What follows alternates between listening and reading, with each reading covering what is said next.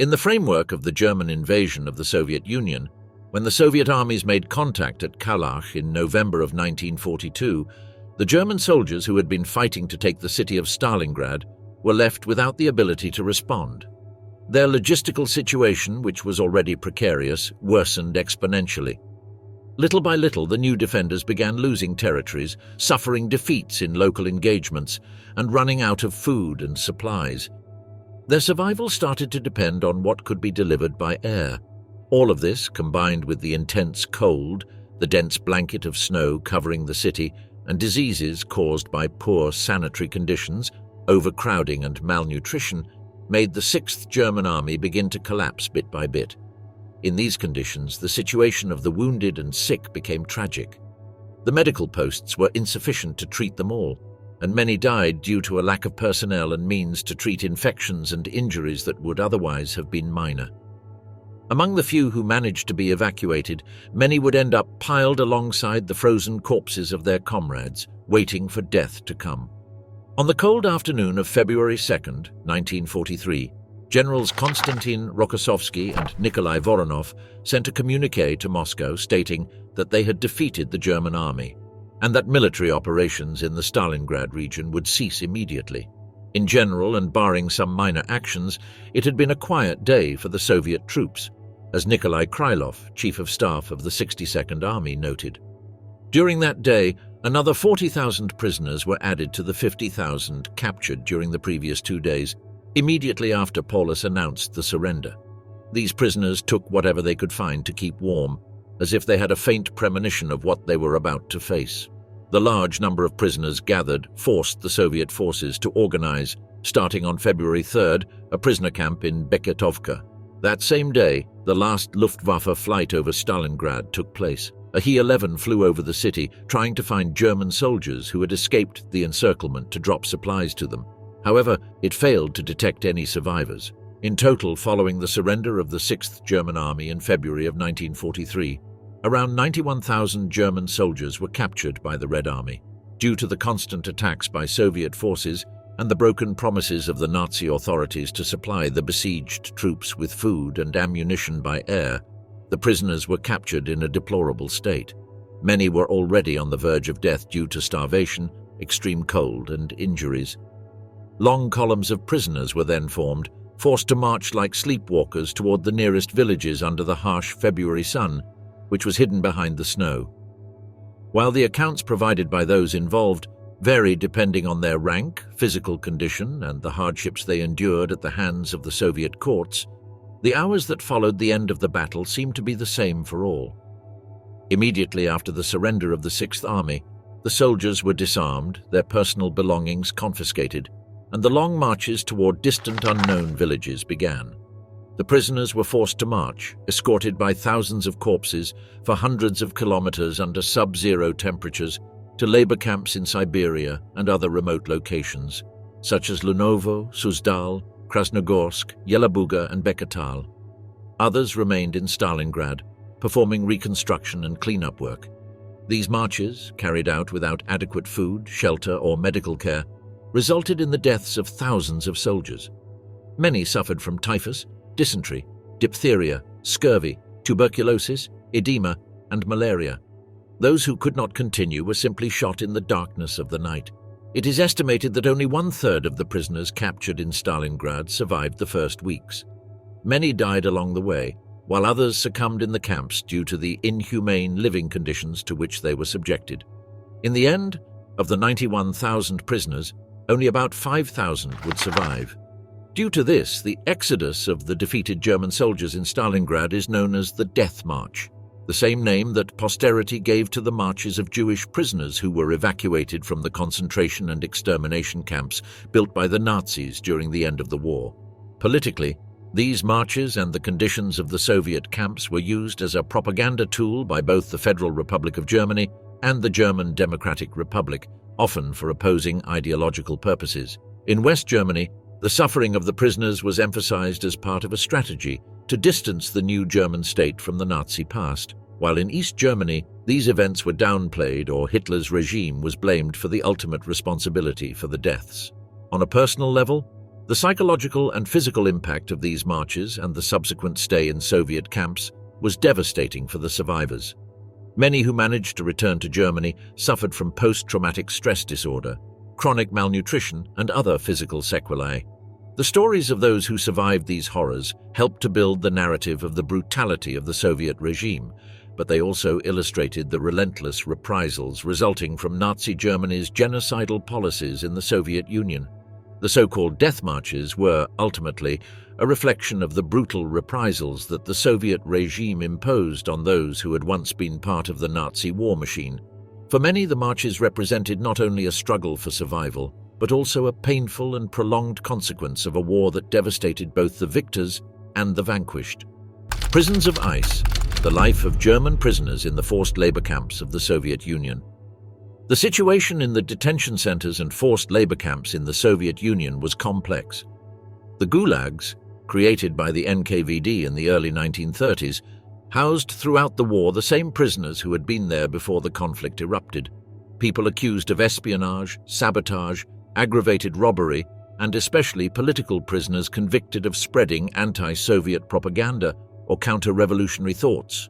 Starting with the German invasion in the summer of 1941, the Ministry of the Interior created the General Directorate for Prisoner of War and Internment Affairs, responsible for the creation and supervision of labor camps exclusively for German prisoners of war and their allies.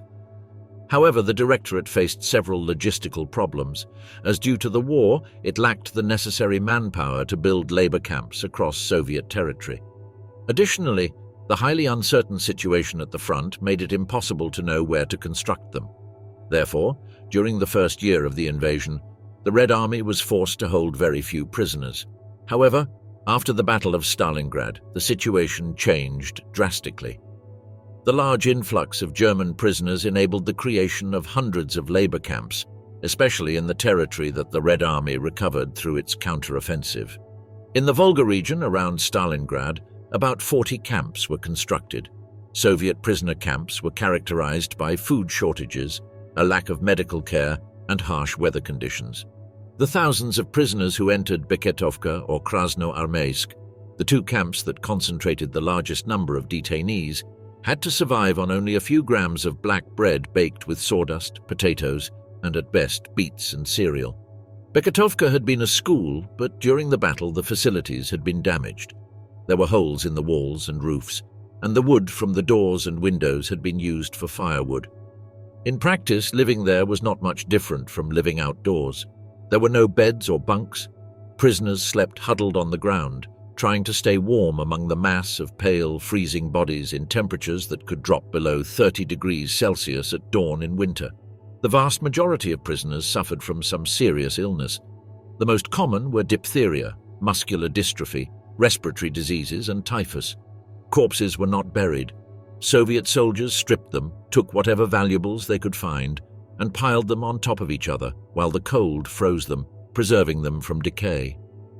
There were even cases of cannibalism, and thefts were frequent, encouraged by the Soviet guards themselves, who amused themselves by witnessing the dehumanization of the German army. Prisoners faced forced labor, diseases, and brutal treatment by the guards. They were used in forced labor in mines, factories, and infrastructure projects. The workdays were long and exhausting, often exceeding 12 hours a day in all weather conditions. The work was carried out with rudimentary tools, and supervision by Soviet guards was brutal. Those who could not meet work quotas or showed signs of weakness were severely punished, and many prisoners did not survive more than a few months due to exhaustion and illness. These working conditions, combined with the lack of nutrition, led to a high mortality rate. The camps had very few medical resources. Wounded or sick prisoners were often left to their fate, with rudimentary or non-existent treatments.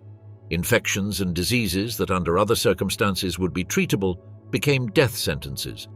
The camps operated under a strict regime, and minor infractions could result in severe punishments, including beatings, solitary confinement, or even summary executions. German prisoners were held in contempt by many Soviet guards, who considered them to be receiving their deserved punishment for the atrocities committed by the Nazis on Soviet soil. This hatred manifested in brutal treatment and widespread lack of compassion.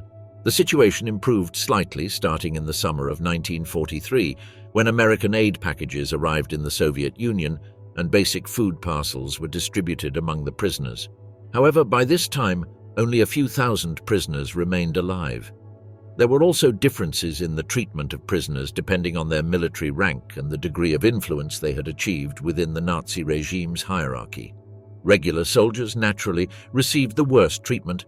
Although officers enjoyed more privileges, it is estimated that of the 1,800 officers held in a former monastery in Yelabuga, east of Kazan, only a third survived. Generals, on the other hand, generally did not suffer more than a few interrogations and were eventually released, though not before being used by the vast propaganda apparatus of the Soviet Union. Ultimately, the experience of German prisoners of war in the Soviet Union during World War II reveals a brutal and desolate reality. The forced labor camps, mostly located in devastated regions with scarce resources, became places of extreme suffering. The food shortages, harsh weather conditions, and lack of medical care led to a high mortality rate among the prisoners.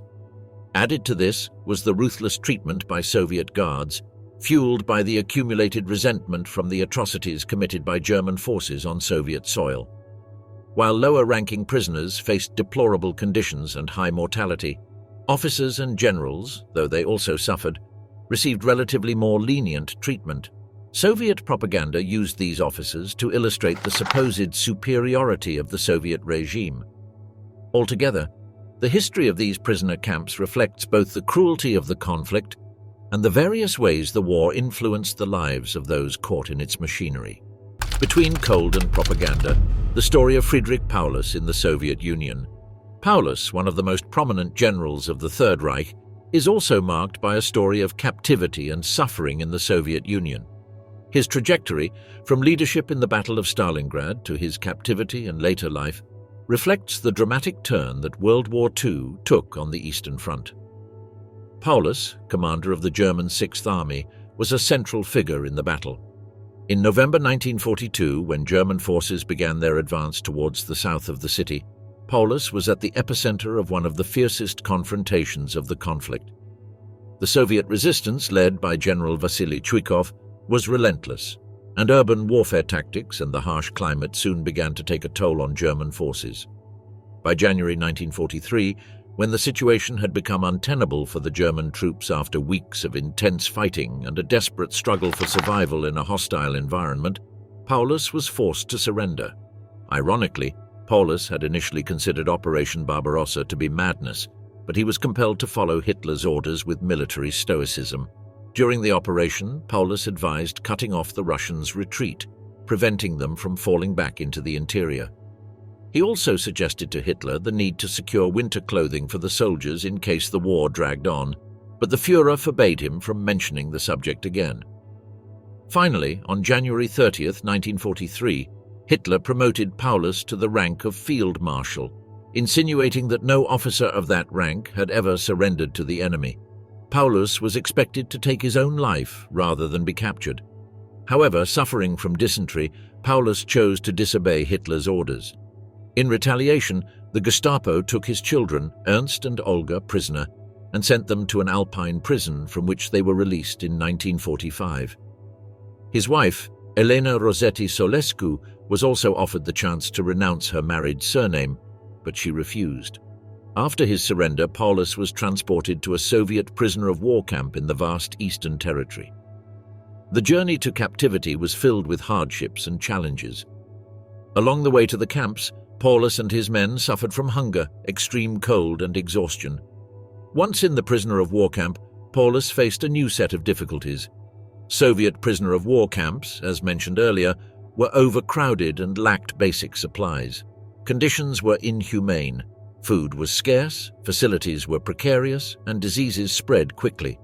But Paulus's captivity was not only a personal ordeal, but also a propaganda tool for the Soviet regime. The Soviets saw in Paulus a powerful figure to promote their political agenda. As a high-ranking general, Paulus became a symbol of Soviet victory. The Soviets used his capture to demonstrate the superiority of their army and to boost the morale of their people. In 1943, Paulus was presented at several public events and press conferences. These events were intended to show his humiliation and project the image of a defeated leader who had now become a critic of Nazi Germany.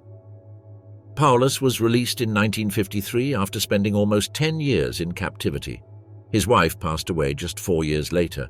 His release came at a time when relations between the Soviet Union and West Germany were beginning to improve. However, his return to Germany was bittersweet. The country he found was very different from the one he had known before his capture. The nation lay in ruins after the war and was undergoing a period of reconstruction and redefinition. Upon returning to his homeland, Paulus found a divided Germany where the Nazi past was a constant shadow.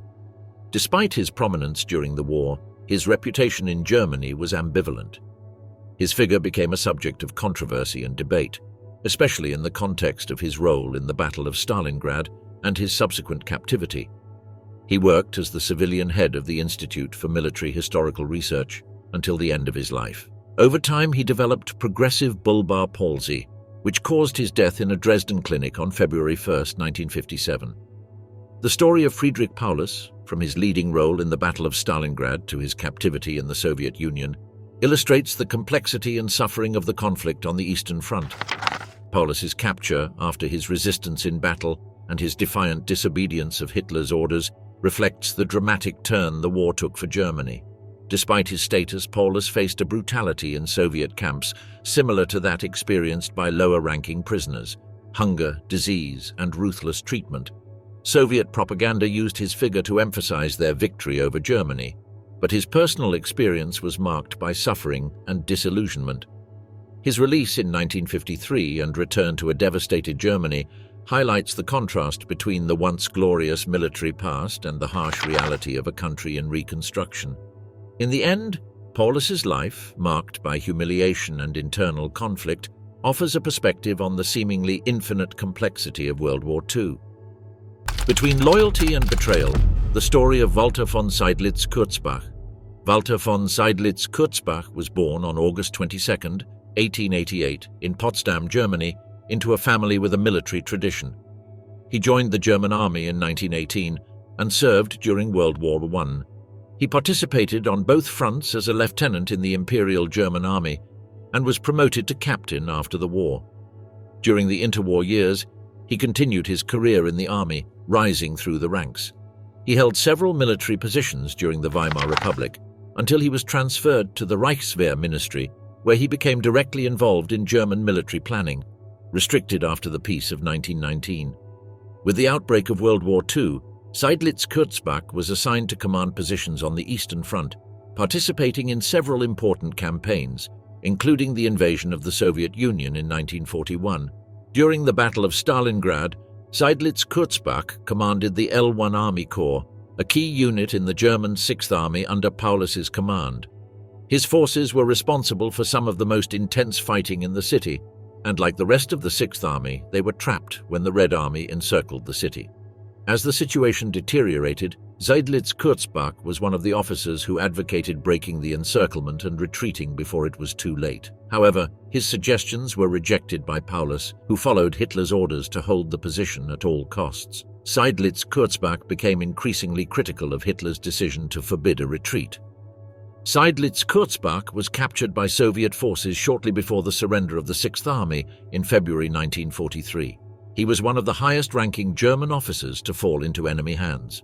Unlike many of his comrades, Seydlitz-Kurzbach made a decision that would set him apart. He chose to collaborate with the Soviets. He was summoned by the Red Army's High Command by order of Stalin to try to convince other German generals to join a project that involved gathering a significant group of captured officers to rise up against Hitler. Helmuth Schlömer, Moritz von Dreber, and Alexander Edler von Daniels were among the German generals who agreed to collaborate with the project. Seydlitz-Kurzbach even participated in radio broadcasts from Moscow with anti-Nazi propaganda directed at Wehrmacht troops. When the situation became known in Germany, Seydlitz-Kurzbach was stripped of his citizenship and sentenced to death in absentia by a Nazi military tribunal which accused him of treason. His family members were also persecuted and expelled from official positions by Hitler's order. In September 1943, Seydlitz-Kurzbach was appointed president of the League of German Officers, a group of high-ranking officers imprisoned in the Soviet Union, whose goal was to overthrow Hitler by creating a free army or instigating a military uprising in Germany's rear. The League of Officers was dependent on the so-called National Committee for a Free Germany, a propaganda organization created by the German communist writer Erich Weinert and supported by the Soviets, aimed at fostering opposition to the Nazi regime within Germany and among German troops. Seydlitz-Kurzbach even proposed to the Red Army's High Command to gather a group of captured soldiers to parachute into Germany and start a communist partisan guerrilla force. However, none of his ideas were implemented, as the level of support garnered by the League of Officers was quite low, making it unfeasible to use it as a base for an autonomous military formation. Moreover, Stalin distrusted the idea of rearming German prisoners. After the failure of the July 20, 1944, assassination attempt on Hitler, it became clear to Soviet intelligence that Seydlitz-Kurzbach's intense propaganda efforts had been ineffective. Stalin deemed the League of German Officers useless and subsequently re-imprisoned Seydlitz-Kurzbach and the rest of the officers. Propaganda efforts were then entrusted almost exclusively to the committee, composed of lower-ranking military personnel and German communist activists. After the war ended in 1945, Seydlitz-Kurzbach refused to cooperate with the Soviet occupation of Germany, for which he was sentenced to prison for war crimes. After all, Seydlitz-Kurzbach was not a communist. In fact, his Soviet captors desperately tried to get him to join the party, but he refused. He claimed his only goal was to save Germany by hastening the end of the war. 5 years later, in mid-1950, he was sentenced to death, but the sentence was commuted. After several trials and new sentences, he was finally released by the Soviets in 1956. Seydlitz-Kurzbach returned to Germany after almost 14 years of absence and settled in Bremen, where he tried to recover his property, regain his rank, and obtain the lifelong pension he was entitled to as a general. However, he only succeeded in having the West German government annul the sentences imposed on him by the Third Reich. Unlike many of his fellow generals, he did not publish his memoirs. Unable to recover his military rank and completely ignored by his former comrades in arms, Seydlitz-Kurzbach died in Bremen on April 28, 1976. In 1994, his descendants managed to have the Russian military courts annul the sentences imposed on him by the Soviet Union. Walter von Seydlitz-Kurzbach remains ultimately a controversial figure in German history. For some, he was a traitor who sided with the enemy at a critical moment. For others, he was a patriot who tried to save Germany from self-destruction. Years later, historian Robert Citino curiously remarked that anyone sentenced to death by both Hitler and Stalin must have something going for him. The General in the Shadows, the grim life of Karl Strecker. Karl Strecker was born on September 20, 1884, in Radmannsdorf, East Prussia.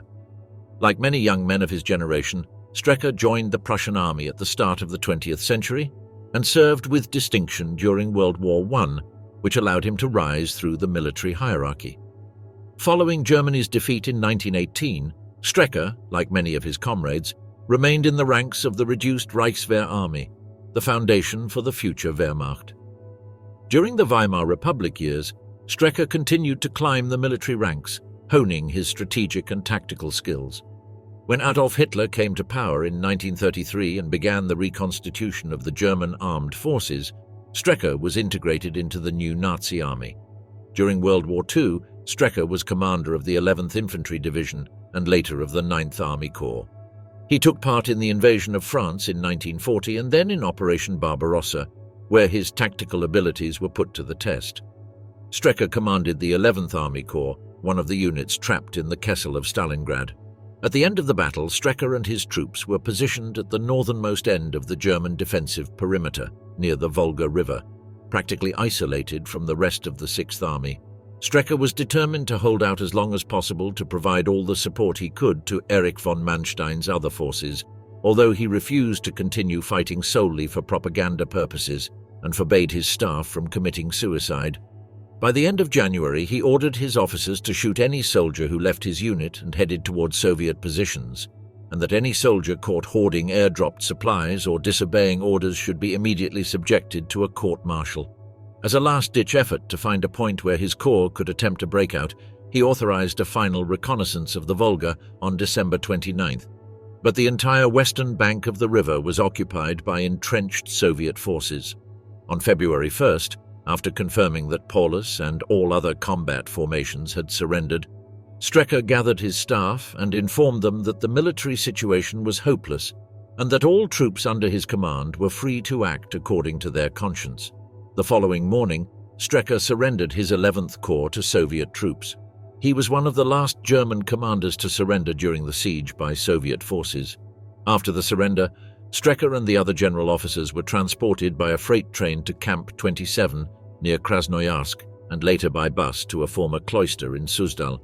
Finally, in July, they were sent to Camp 48 in Voikovo, where Strecker remained for the next 12 years.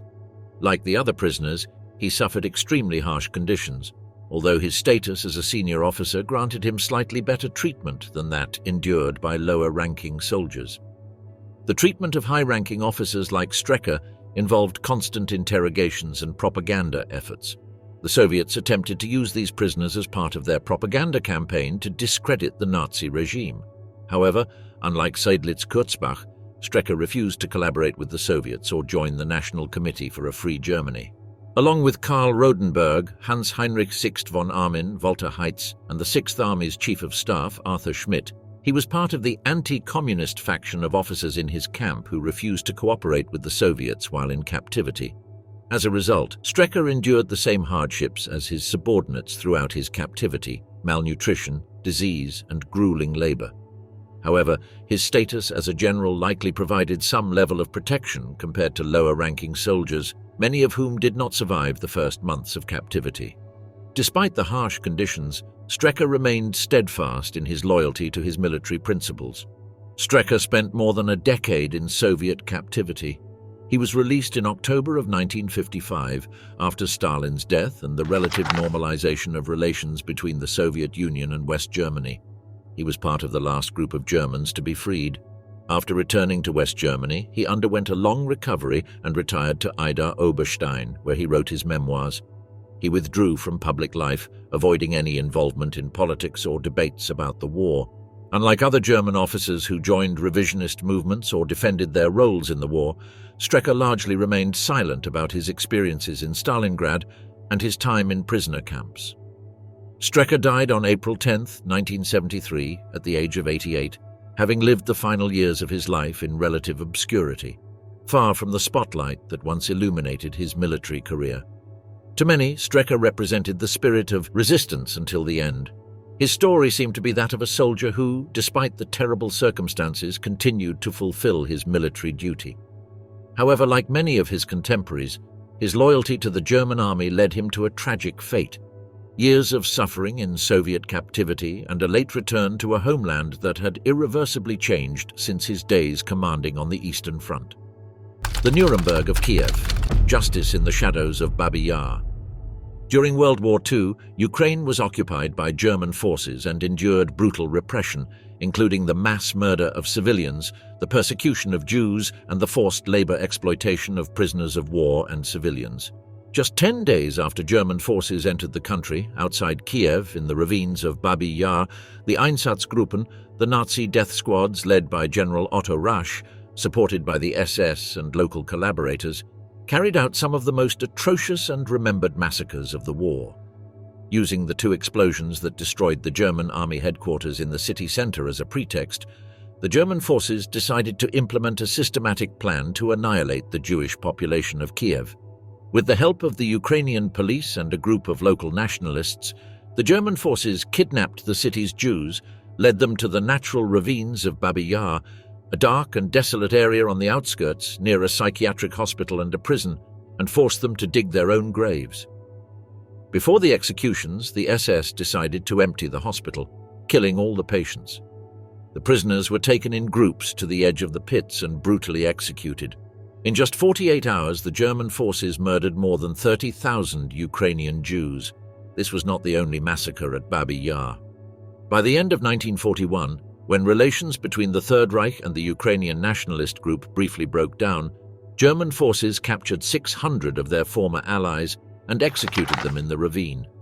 Babi Yar, thus became the shared grave of both victims and executioners. Shortly afterward, the Nazis restored their relations with the Ukrainian nationalists. The ravine continued to serve as a prime location for the execution of thousands of people: Jews, Romani, Soviet prisoners of war, and civilians who simply opposed the regime. In addition to the massacres, the Nazis implemented a regime of forced labor, in which millions of Ukrainian citizens, including prisoners of war, were enslaved and sent to work in inhumane conditions. Reprisals against the Ukrainian resistance and acts of sabotage were also brutal, with hundreds of villages and towns razed in response to any defiance. For Soviet authorities, the crimes committed by the Nazis in Ukraine represented one of the darkest chapters of the German occupation. By mid-1943, as Soviet forces approached Kiev, the Germans decided to carry out a massive cover-up operation to conceal the executions. They ordered the remaining prisoners to dig up the mass graves, exhume the victims' bodies, and cremate them. After the process was completed, the Nazis executed the prisoners. Although it is impossible to determine the exact number of murders, as the Germans destroyed evidence to cover up their atrocities, it is estimated that between 100,000 and 200,000 people were executed at Babi Yar.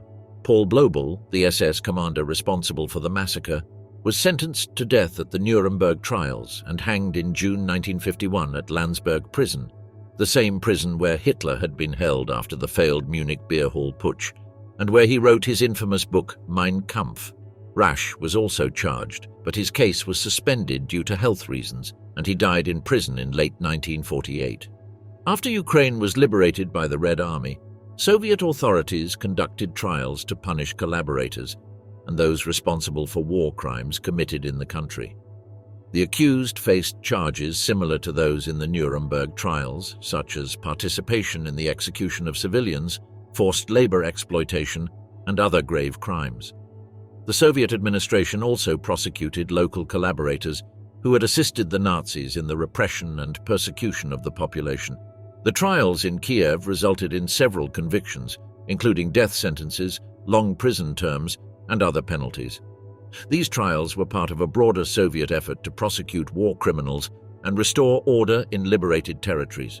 The trial was held at the Kiev State Theatre, a symbolic venue that underscored the event's significance.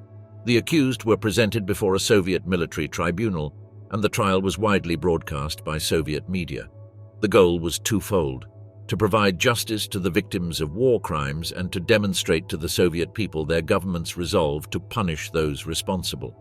During the trial, Soviet prosecutors presented a detailed case based on evidence gathered by the Red Army when liberating Ukraine from German forces in 1944. This evidence included intelligence reports, testimonies from survivors and eyewitnesses, and physical evidence found at the massacre sites and forced labor camps. Ultimately, 15 Nazis were convicted for the atrocities committed on September 29th and 30th, 1941, in the ravine of Babi Yar on the outskirts of the Ukrainian capital. 12 of them were sentenced to death and publicly hanged in Kiev's Central Square on January 29th.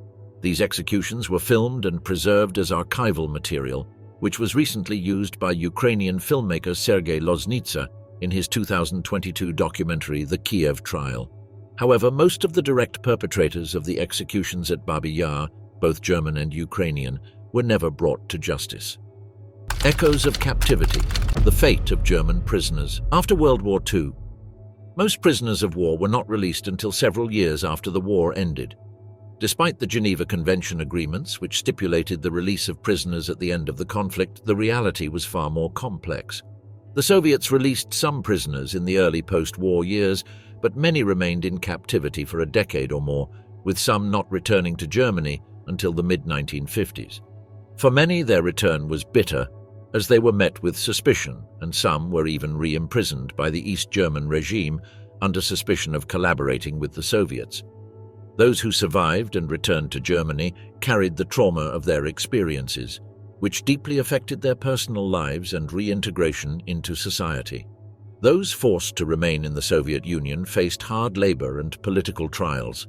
Soviet authorities viewed prisoners of war not only as a labor resource, but also as a valuable asset to be used in the country's economy, not just during the war but especially afterward.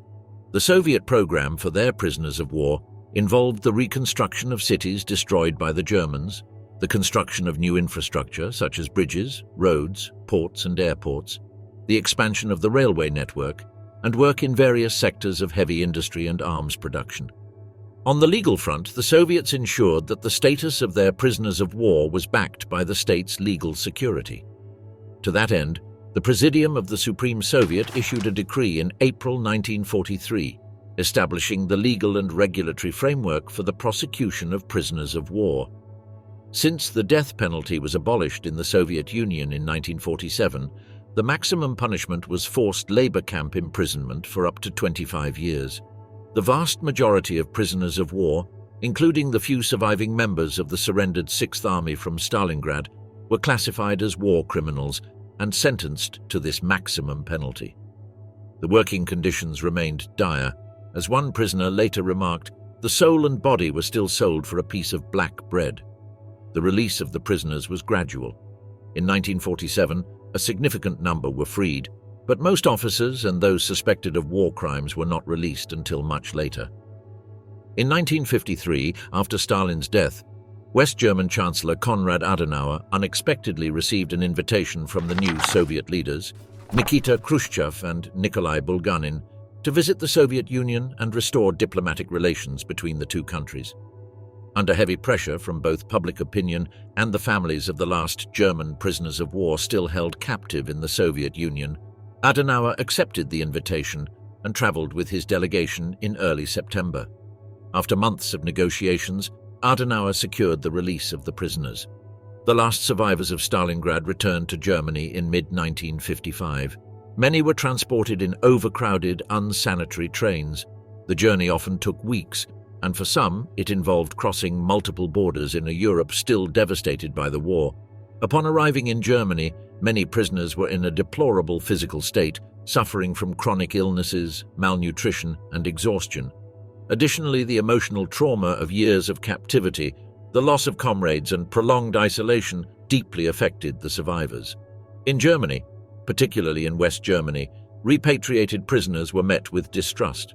Many were suspected of being indoctrinated by or collaborating with the Soviets. Some were subjected to interrogations and surveillance by authorities.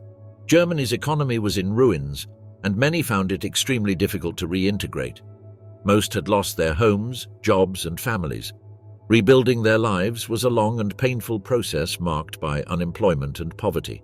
Additionally, survivors of the prisoner camps often struggled with severe psychological trauma, including post-traumatic stress disorder, depression, and feelings of guilt for having survived when so many others did not.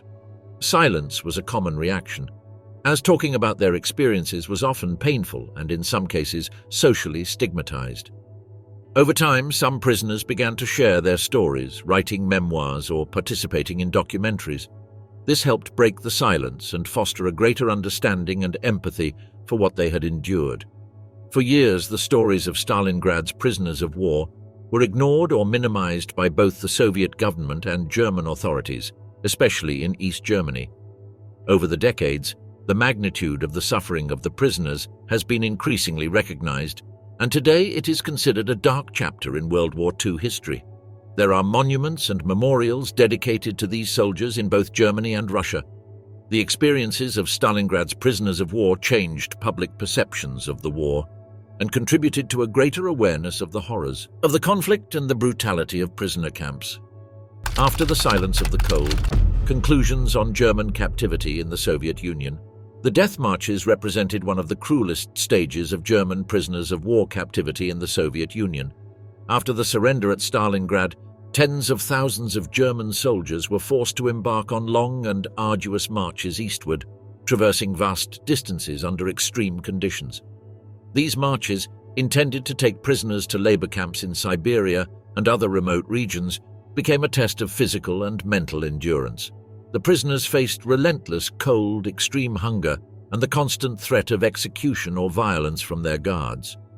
The logistics of these marches were designed to break the prisoner's will, and they were often subjected to inhumane treatment, leading to a high mortality rate. The lack of supplies and physical exhaustion took a heavy toll, and many lives were lost along the way to an uncertain future. Once in Soviet labor camps, German prisoners faced an equally brutal environment. These camps, notorious for their extremely harsh conditions, became the scene of prolonged suffering. Life in these camps was marked by chronic malnutrition, endemic diseases, and an overwhelming amount of exhausting physical labor. The prisoners were forced into hard labor under conditions that tested human endurance. The lack of medical care and the brutality of Soviet guards contributed to a high mortality rate and continuous suffering. Labor in mining, construction, and other heavy industries was not only exhausting, but often performed under extremely unsafe conditions. The prisoners' resilience and determination to survive this physical and mental torture reflected the strength of their spirit in the face of adversity. Walter von Seydlitz-Kurzbach, commander of the 6th Army Corps on the Eastern Front, represents a complex figure within the context of the war and captivity. His resistance during the Battle of Stalingrad and his subsequent capture are framed in a narrative that highlights both bravery and controversy. Unlike many officers who quickly surrendered, Seydlitz-Kurzbach showed fierce determination until the end. Captured and brought to trial, Seydlitz-Kurzbach became a testament to the complex dynamics of captivity. His attitude during the trial and his attempts to distance himself from the Nazi regime reflect an internal struggle between loyalty to his military duty and rejection of the Third Reich's policies. While some saw his efforts as a legitimate attempt to defend his honor, others considered them an attempt to avoid responsibility for the atrocities committed during the war. Karl Strecker, general of the 11th Army Corps during the Battle of Stalingrad, represents another dimension of suffering and resistance in the context of war. His tenacity during the critical moments of the battle and his subsequent capture and captivity reflect the complexity of the experience of German officers. Like many of his comrades, Strecker faced a tragic fate, being sent to Soviet labor camps after the surrender. Strecker's resistance, his determination to fight until the end, and the suffering he endured in captivity are testaments to the brutality of war and the difficult decisions faced by military leaders. His story is a reflection of the devastation that German prisoners of war experienced and how the Soviet system treated those responsible for the brutal occupation of their territories. The Nuremberg of Kiev, formerly known as the Kiev Trial, was a significant attempt by the Soviet Union to provide justice to the victims of Nazi crimes. This trial, focused on the crimes committed in Ukraine during the German occupation, was part of a series of trials aimed at bringing to justice those responsible for atrocities in Soviet territories. Through a Soviet military tribunal, a process was conducted that sought not only to punish the guilty but also to show the world and the Soviet population that justice would be served. The accused, including high-ranking officers and those responsible for massacres such as Babi Yar, faced charges of genocide and crimes against humanity. The trial served not only as a way to hold the perpetrators accountable, but also as a propaganda tool to reinforce the Soviet narrative of resistance and justice. The return of German prisoners to their country, after years of captivity and suffering, marked a bittersweet end for many of them. After the war, the Federal Republic of Germany began negotiations for the repatriation of its citizens detained in the Soviet Union. However, the return was not easy. The prisoners returned to a war-torn country with a transformed political and social landscape. Returning to Germany meant facing not only the physical and psychological aftermath of their captivity, but also the difficult task of reintegrating into a society that had changed radically. For many, the return was a moment of reconciliation with their past and with the emerging new European order. The narrative of their captivity, marked by suffering and resilience, became an integral part of their identity and the country's collective memory. The story of these events not only highlights the magnitude of the suffering experienced by the prisoners and victims, but also the complexity of post-war responses, from the pursuit of justice to personal and national reconstruction. These episodes serve as reminders of the tragedies of war and the commitment of nations to confront injustice and seek truth amid devastation. Stalingrad, the beginning of the end for the Third Reich. The Battle of Stalingrad, considered the bloodiest in human history, was a turning point in World War II. The German army's defeat marked the beginning of its military decline on the Eastern Front. The Wehrmacht lost a significant number of soldiers and equipment, forcing it to abandon its offensive, retreat, and gradually withdraw all its military administrations. Following their victory at Stalingrad, the Red Army launched a massive counterattack, marking the start of a series of victories that would eventually lead them to Berlin. As British Prime Minister Winston Churchill put it, Stalingrad was the beginning of the end for Nazism in Europe. The defeat also severely damaged the Third Reich's reputation among its allies and even its own citizens. News from the Eastern Front following the battle drastically lowered public morale and raised serious doubts about Hitler's supposed infallibility. Anti-regime graffiti appeared on the walls of Munich the morning after the battle, and members of the White Rose, a group of university students advocating non-violent resistance to National Socialism, seized the moment to distribute pamphlets encouraging opposition. But above all, the defeat had a devastating effect on the morale of the troops, who began to question the war's viability. Moreover, the loss of resources and manpower intensified Germany's economic struggles, which were already under enormous pressure to sustain its war effort on multiple fronts. In contrast, the Red Army's victory bolstered Stalin's position and lifted the morale of the Russian people, giving a significant boost to communist propaganda. Additionally, the victory allowed the Soviet Union to reclaim important industrial and agricultural areas, strengthening its war economy. The German defeat at Stalingrad confirmed what many had suspected. The logistical capacity of the German forces was insufficient to supply and sustain an offensive on a front stretching from the Black Sea to the Arctic Ocean. The Wehrmacht lacked the necessary resources to advance further east, with the banks of the Volga River marking the easternmost point reached by German troops in Europe. The surrender of Friedrich Paulus, the first field marshal in German military history to surrender, and the breach in the Eastern Front plunged Hitler into a deep depression. The Führer began taking sleeping pills to escape the nightmares that haunted him each night, nightmares that would eventually lead him to commit suicide in his underground bunker in April 1945. The Third Reich lost its best army at Stalingrad, an army with which Hitler boasted he could storm the heavens. The losses also included most of the 4th Panzer Army, Army Group Don, and countless material and logistical resources. By the end of the battle, the Wehrmacht had lost over 400,000 soldiers, many of them experienced elite troops that could only be replaced by recruits. Including the losses of Army Group A, Army Group Don, and German units of Army Group B in the period immediately before the battle, German casualties totaled more than 600,000. Additionally, approximately 900 aircraft, including 274 cargo planes and 165 bombers, 500 tanks, and 6,000 artillery pieces were lost. The Axis armies also suffered similar losses, marking a breaking point in Germany's relations with its satellite countries. The battle left hundreds of thousands dead, wounded, or missing. The cities and towns surrounding Stalingrad were devastated, and civilians suffered immensely from resource shortages and the violence of war. Before the battle, Stalingrad was a thriving industrial city. After months of intense fighting, it was buried beneath ruins. Aerial bombings, artillery fire, and street fighting destroyed every building, factory, hospital, school, and water and power supply system.